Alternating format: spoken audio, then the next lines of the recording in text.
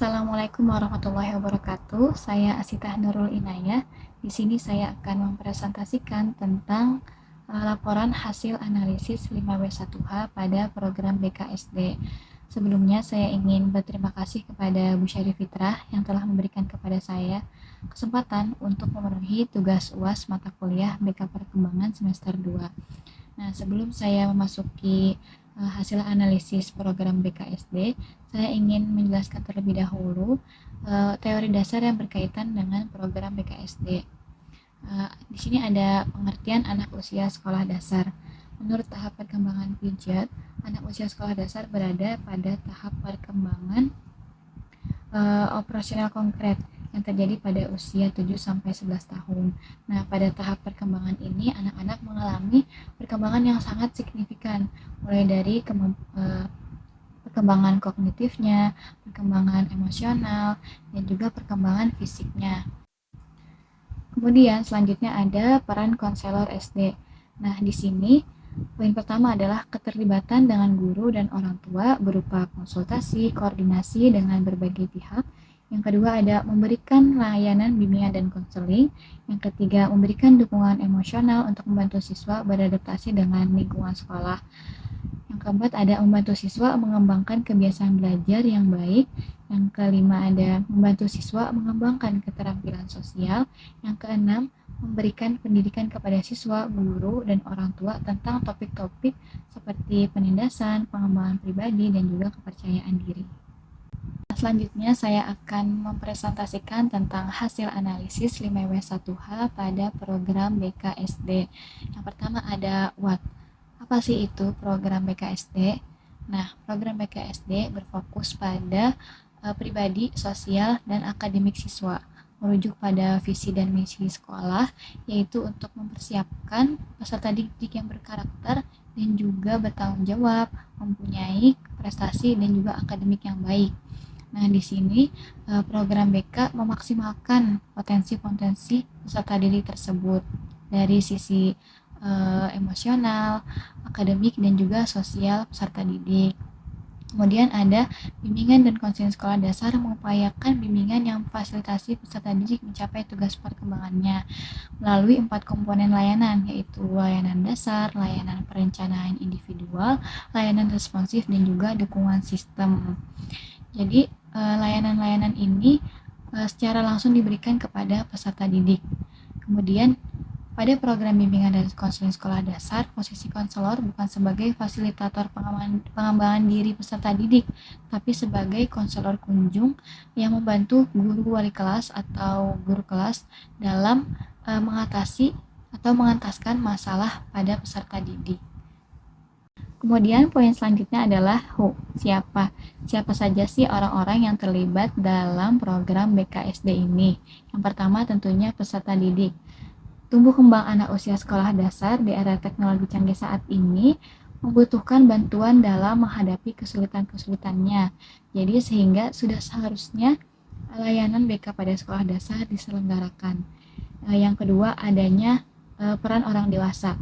Kolaborasi antara orang dewasa yaitu guru mata pelajaran, guru kelas, dan orang tua harus terjalin komunikasinya dalam rangka melaksanakan program BK. Jadi bekerja sama. Yang ketiga adanya personil sekolah seperti kepala sekolah, administrator, dan juga petugas keamanan. Mereka turut berperan dalam menciptakan lingkungan yang kondusif bagi peserta didik. Nah, poin selanjutnya adalah when, kapan. Kapan sih program BKSD ini dilaksanakan? Program bimbingan dan konseling sekolah dasar dilaksanakan pada peserta didik usia 6 atau 7 tahun sampai 11 atau 12 tahun. Yang artinya komponen layanan pada program BKSD ini dilaksanakan dengan memperhatikan dan menyesuaikan dengan tahapan perkembangan peserta didik. Selanjutnya, poin keempat adalah where, di mana. Nah, komunikasi, kolaborasi, dan juga interaksi dari seluruh tatanan sekolah ini dalam menyelenggarakan program BKSD mayoritas terjadi di sekolah tempat peserta didik belajar. Kemudian, pada layanan responsif kan terdapat tindakan home visit, yaitu guru mengunjungi rumah-rumah peserta didik sebagai pendekatan alternatif untuk mengatasi masalah peserta didik. Nah, di sini dilaksanakan pada rumah peserta didik. Kemudian ada aktivitas layanan dasar seperti bimbingan kelompok, bimbingan klasikal itu terjadi bisa di kelas-kelas atau juga terjadi di ballroom yang tentunya memperhatikan penerangan ruangan dan juga suasana ruangan agar materi yang disampaikan dapat diterima dengan baik oleh siswa. Poin selanjutnya yaitu adalah why, kenapa. Kenapa program BKSD ini diselenggarakan?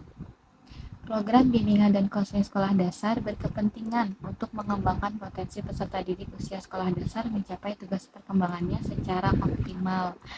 Nah, kemudian yang kedua adalah aktivitas layanan dasar seperti bimbingan klasikal, bimbingan kelompok menjadi tindakan yang baik untuk menunjang pribadi, sosial, dan akademik siswa. Nah, selain mengembangkan potensi secara optimal tadi, tindakan preventif itu menjadi sesuatu yang penting untuk dilaksanakan pada sekolah dasar.